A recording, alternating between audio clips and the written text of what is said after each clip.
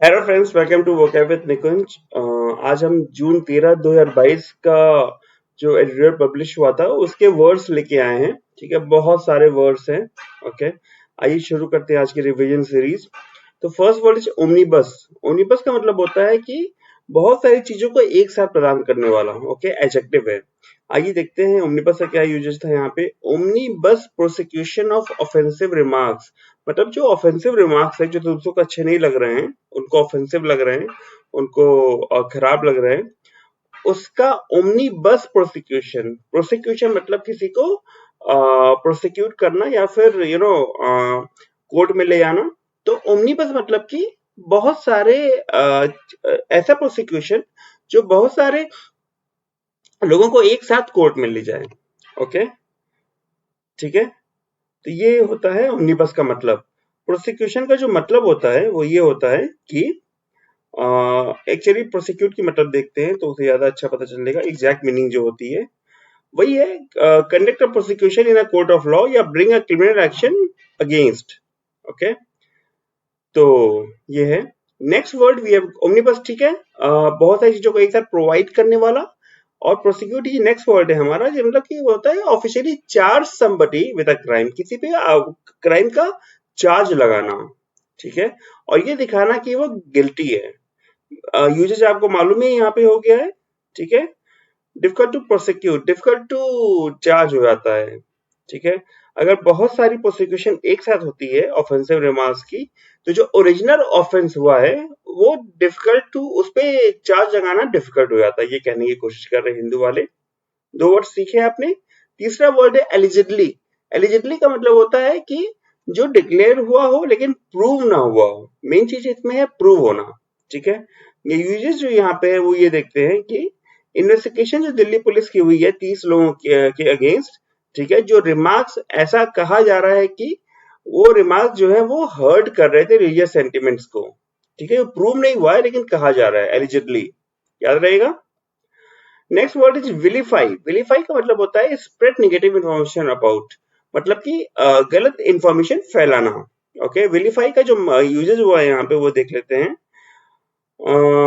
Little doubt है इसमें, छोटा सा संदेह है, मतलब कोई संदेह नहीं है, क्योंकि रिमार्क जो है वो एक ऐसे ट्रेंड के रूप में निकल के आए जो लंबे समय से चल रहे थे बीजेपी के फंक्शनरीज के बीच में।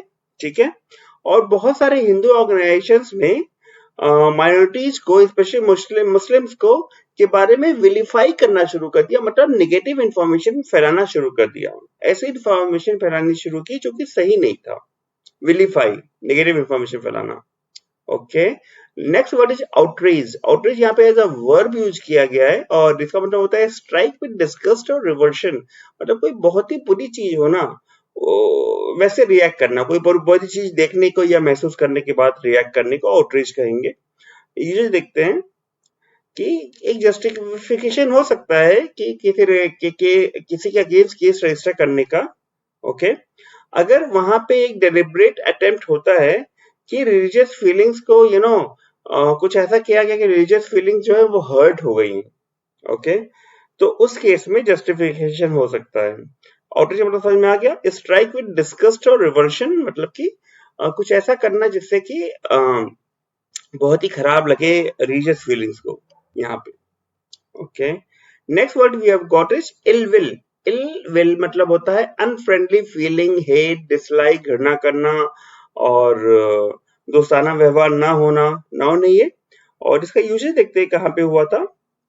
तो आउटरीच रिलीजियस फीलिंग्स और इंसाइटिंग इल विल, मतलब कि नफरत फैला रहे थे जो। ठीक है, जो अटेम्प्ट है वो नफरत फैलाने का है। इंसाइट मतलब कह सकते हैं पैदा करना या फैलाना, ऐसा कुछ। Okay, ill will. ठीक है, इल शब्द ही नेगेटिव है, तो जो विल होता है वो करेज को कहते हैं या कुछ करने की इच्छा को। तो कुछ करने की इच्छा जब खराब हो तो उसे इल विल कहते हैं। Unfriendly feeling. Defy is the next word. Defy का मतलब होता है एल्यूट करना। ठीक है, मतलब कि बचना। ओके, वर्ब है ये, स्पेशली इन अ बैफलिंग वे, मतलब बहुत दिखाते हुए बचना। ओके, बैफलिंग का मतलब होता है आपका हार्ड टू कॉम्प्रिहेंड, सॉल्व और बिलीव, मतलब कि बहुत ही अविश्वसनीय रूप से बचना। इसका यूजेस देखते हैं तो आपको थोड़ा समझ में आएगा। ये रहा। कुछ लोगों की बात कर रहे हैं कि एक ओमनिबस एफआईआर रजिस्टर करना जो इन लोगों को कवर करे और अदर्स को एक साथ कवर करे, ये जो है ये डिफाई करता है लॉजिक को।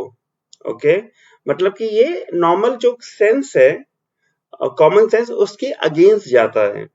ठीक है, उससे लॉजिक से ये बचता है। ठीक है, डिफाई याद रहेगा। जनरली ग्रेविटी के हिसाब के बारे में कहा जाता है कि दिस थिंग डिफाइज ग्रेविटी, मतलब इस चीज पे ग्रेविटी का असर नहीं होता। तो ग्रेविटी का वहां यूज होता है, डिफाई का वहां यूज होता है।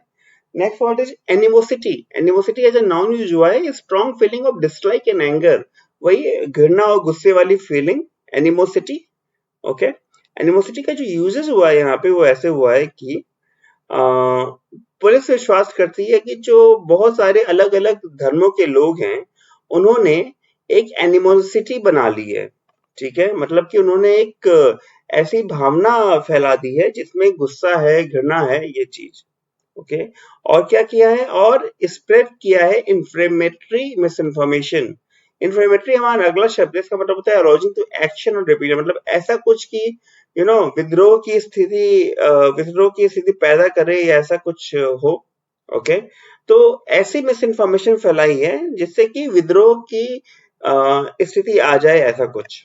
ठीक है, ओके, तो ये हमारा अगला शब्द है इन्फ्लेमेटरी, मैंने बता दिया, एडजेक्टिव है ये। Okay, next word is club. Club यहाँ पे एज अ वर्ब यूज हुआ है। ओके, इसका मतलब होता है unite with a common purpose, मतलब किसी कॉमन पर्पज के लिए सबको मिलाना है एक साथ। और यहाँ जो मीनिंग हुई है, सॉरी यूजेस जो हुआ है वो है, ये सच हो सकता है कुछ इंस्टेंसेस में, कुछ एग्जांपल्स में, लेकिन बहुत सारे ऐसे इंस्टेंसेस को एक में मिलाना, क्लब करना। ओके, अलग अलग इन्वेस्टिगेट करने के और प्रोसीड करने के जगह पे। ओके, ये इंप्रेशन देता है कि ये जो है ये जनरल कल्चर ऑफ हेट और इंटॉलरेंस से निकल के आए हैं। इमेजिन करना मतलब निकल के आना। ओके, तो इन्फ्लेमेटरी आपने पढ़ा, कुछ ऐसा जो इससे विद्रोह करने की स्थिति आए। क्लब करना पढ़ा, एक साथ मिलाना। ठीक है, एफआईआर्स को। और फिर हम देख रहे हैं इमेनेट, मतलब कि कहीं से निकलना। ओके, तो ये कहाँ से निकलना है, ये जनरल कल्चर जो हेट और इंटॉलरेंस का बन गया है वहां से निकल रहे हैं ये चीजें जो बात हो रही है। इमेनेट याद रहेगा। उसके बाद जो शब्द है वो है tit for tat. Tit for tat मतलब जैसे को तैसा, हिंदी में इक्विवेलेंट गिवन इन रिटर्न। तो यहाँ पे टिट फॉर टैट का मतलब देखते हैं, and an endless cycle of tit for tat religious insults follows. और फिर एक एंडलेस, एक ऐसा साइकिल शुरू होता है जो कि कभी खत्म नहीं होता। क्या कि कुछ रिलीजियस इंसल्ट अगर हर्ल हुआ है तो उसके जवाब में फिर उनके रिलीजन पे जिन्होंने किया उनके रिलीजन के अगेंस्ट कुछ कहना, और फिर वो साइकिल चलना, फिर ये बोले, फिर वो बोले, फिर ये बोले, and likewise. Okay, alright. Next word is transgression. Transgression मतलब होता है violation of a law, duty और मॉरल प्रिंसिपल, नाउन है ये। और ट्रांसग्रेशन का यूजेस देखते हैं हम लोग। तो ये कह रहे हैं कि एक्चुअली कुछ जो है वो विलफुल ट्रांसग्रेशन हो सकते हैं। ओके, मतलब कि विलफुल मतलब कि जानबूझ के, जबरदस्ती के, जो लॉ को वायलेट किया गया है वो जानबूझ के किया गया है। ठीक है, कौन से लॉ का, जो एम कर रहा है कि डिसहार्मनी करे और वायलेंस इंसाइट करे। ठीक है, तो इसका ट्रांसलेशन हुआ है, मतलब इसका वायलेशन हुआ है। उसके बाद जो अगला शब्द है वो है टैक्टिक। टैक्टिक मतलब आप लोग सब लोग जानते हैं स्ट्रेटेजी, प्लान। ठीक है, कोई भी गोल अटेन करने के लिए। तो इसका यूजेस देखते हैं कि जो टैक्टिक था, of putting a part of a larger plot spin, okay, on specific offenses is not new. Tactic है, क्या टैक्टिक है कि कोई ये किसी ने कुछ गलत काम किया है तो उसको एक बड़े प्लॉट के हिस्सा बनाओ। ठीक है, या बड़े प्लॉट की तरह इंटरप्रेट करो। ये जो इंटरप्रेट कर रहे हैं ना, ये स्पिन करने का मतलब है यहाँ पे। Okay, spin as a noun use हुआ है, वर्ब यूज की तरह यूज नहीं हुआ है। और ये है, तो वो क्या कह रहे हैं, मुद्दे को स्पिन कर दे रहे हैं, घुमा दे रहे हैं, इंटरप्रेट अलग तरह से कर रहे हैं। ठीक है, याद रहेगा, इंटरेस्टिंग है, राइट, स्पिन की मीनिंग। ठीक है, नेक्स्ट वर्ड इज ट्रांसमॉर्गिफाई। वर्ब है, इसका मतलब किसी भी चीज के अपीयरेंस को या नेचर को बदल देना, बिल्कुल ही बदल देना। ओके, तो ये कह रहे हैं कि या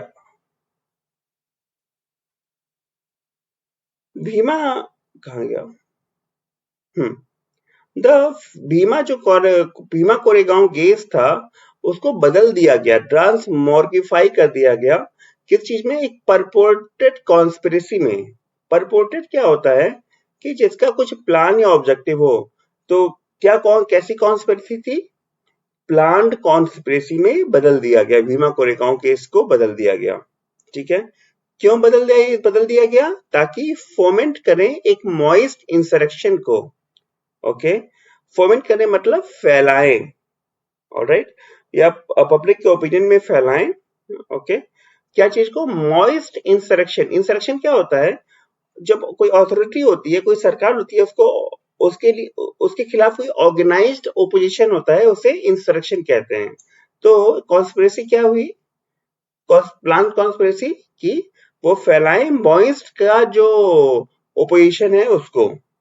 ठीक है, चलिए, नेक्स्ट वर्ड जो हमारे पास है वो है फोमेंट। याद रहेगा आपको, ओपिनियन में फैलाना। ठीक है, या उलट पुलट कर देना ओपिनियन को। इंसरेक्शन मतलब ओपोजिशन, जो कोई अथॉरिटी है उसकी। Last but one word, the penultimate word is dissent. Dissent मतलब डिफरेंस ऑफ ओपिनियन, मतलब कि अगर आप एग्री नहीं कर रहे हैं मेरे से तो वो डिसेंट हो जाए करेंगे आप। तो ये कह रहे हैं कि the idea was to open up the large field of political dissent in those cases। अगर ये आइडिया था कि इस चीज को खोलना है, किस चीज के लिए? अ, एक बड़े फील्ड में जहां पे पॉलिटिकल डिसेंट है, मतलब कोई भी किसी की बात नहीं मान रहा है। ठीक है, उन केसेस में। समझ में आ गई बात? डिसेंट का मतलब कि डिफरेंस ऑफ ओपिनियन है, कोई भी किसी की बात नहीं मान रहा है। और लास्ट वर्ड है एम्बिट। एम्बिट का मतलब होता है an area in which something act और ऑपरेट्स और हैज पावर और कंट्रोल। एक ऐसा एरिया जिसमें कुछ एक्ट करता है या उसके बाद पावर है, कंट्रोल है।